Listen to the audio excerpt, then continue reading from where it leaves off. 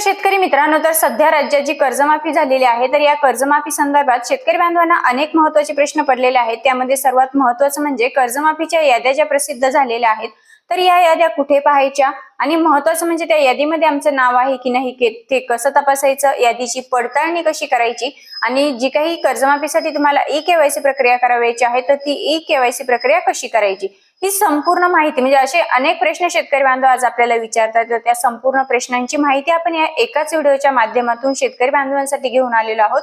त्यामुळे मित्रांनो, व्हिडिओ कुठेही स्किप न करता व्हिडिओ संपूर्ण पहा। तर शेतकरी मित्रांनो, यादीमध्ये जर तुमचं नाव आलेलं नसेल, आता सध्या ज्या काही याद्या प्रसिद्ध झालेल्या आहेत त्या यादीमध्ये तुमचं नाव आलेलं नसेल तर तुम्ही काय करायचं आहे तेही जाणून घ्या। जर तुमचं सर्वप्रथम नाव पहिल्या किंवा दुसऱ्या किंवा तिसऱ्या यादीत आलेलं नसेल तर घाबरण्याची गरज नाहीये, कारण लाभार्थ्यांच्या याद्या टप्प्याटप्प्याने प्रसिद्ध केल्या जाणार आहेत। त्यामुळे पुढील यादीमध्ये तुमचं नाव येऊ शकतं।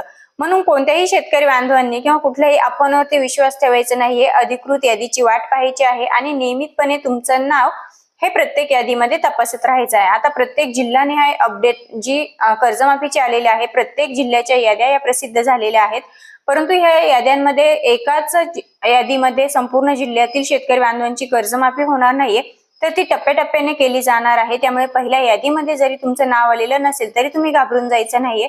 जर पहिल्या यादीमध्ये नाव आलेलं नसेल तर दुसऱ्या यादीमध्ये ते नक्कीच येणार आहे, जर तुम्ही कर्जमाफीसाठी पात्र असाल तर।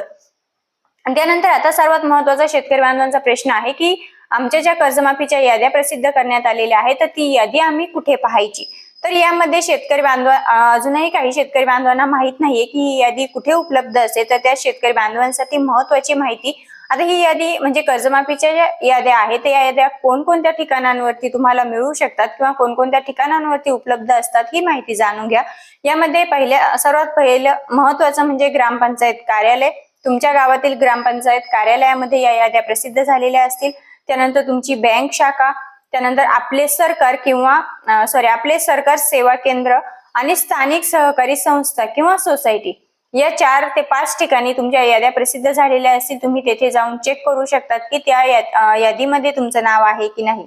त्यानंतर मित्रांनो, आता तुमचं नाव यादीमध्ये आलेलं आहे की नाही ही पडताळणी तुम्हाला कशा पद्धतीने करायची आहे तेही जाणून घ्या।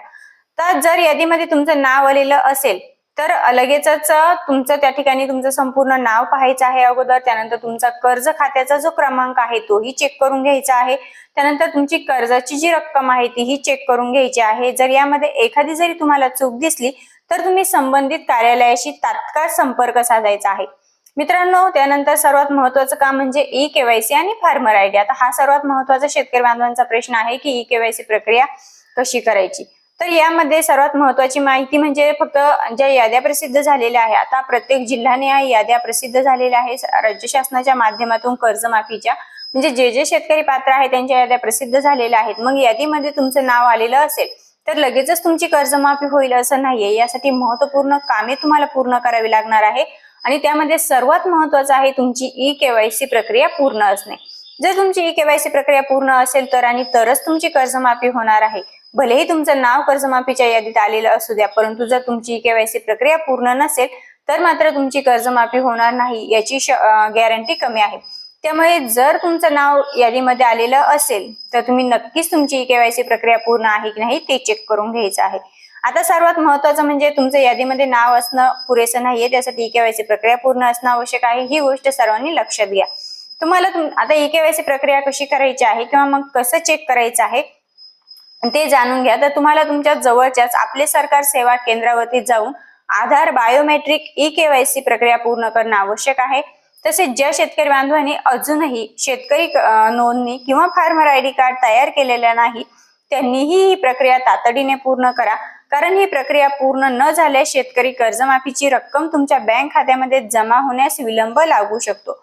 म्हणजेच एकंदरीत जर तुमची ई-केवायसी प्रक्रिया असेल, तुमच्याकडे फार्मर आयडी कार्ड तुमचं अद्यापही तयार झालेलं नसेल तर मात्र तुमची कर्जमाफी होण्यासाठी विलंब लागू शकतो। त्यापूर्वीच तुम्ही तुमची ई-केवायसी प्रक्रिया पूर्ण आहे की नाही ते चेक करा। तुमचं फार्मर आयडी कार्ड तुमच्याकडे असेल तर चांगली गोष्ट आहे, परंतु जर अद्यापही तुम्ही काढलेलं नसेल तर ते त्वरित काढून घ्या। आता सर्वात महत्त्वाचं म्हणजे ज्या शेतकरी बांधवांनी आधीच ई-केवायसी प्रक्रिया पूर्ण केलेली आहे त्या शेतकरी बांधवांसाठी दिलासादायक बातमी आहे। कारण 31 जुलै 2026 पर्यंत पात्र लाभार्थ्यांच्या बँक खात्यामध्ये कर्जमाफीची जी रक्कम आहे तर ती जमा होण्याची प्रक्रिया सुरू होऊ शकते. म्हणून सर्व आवश्यक प्रक्रिया तुमच्या वेळेत पूर्ण असणं आवश्यक असणार आहे. आता शेतकरी बांधवांनो, ही माहिती तुमच्या प्रत्येक मित्रापर्यंत आणि नातेवाईकांपर्यंत नक्की शेअर करा. कारण कमेंटमध्ये तुमचा जिल्हा आणि तुमचं नाव सांगा. तुमचं नाव कर्जमाफीच्या यादीमध्ये आलेलं आहे की नाही तेही सांगा. आता अशाच शेती, कर्जमाफी, पीक विमा आणि हवामानाच्या प्रसिद्ध ज्या काही हवामानाचे अपडेट्स असतात, पीक विमा असेल, नमो शेतकरी असेल, PM किसान असेल, एकंदरीत सरकारी योजनांची जी माहिती असते ती माहिती आपल्या आम्ही संगमनेरकर युट्यूब चॅनलच्या माध्यमातून शेतकरी बांधवांपर्यंत पोहोचवण्याचा प्रयत्न आम्ही नेहमीच करत असतो. त्यामुळे चॅनलवरती नवीनच असाल, पहिल्यांदाच भेट देत असाल तर नक्की सबस्क्राईब करा. व्हिडिओ आवडला आपल्या इतर शेतकऱ्यांना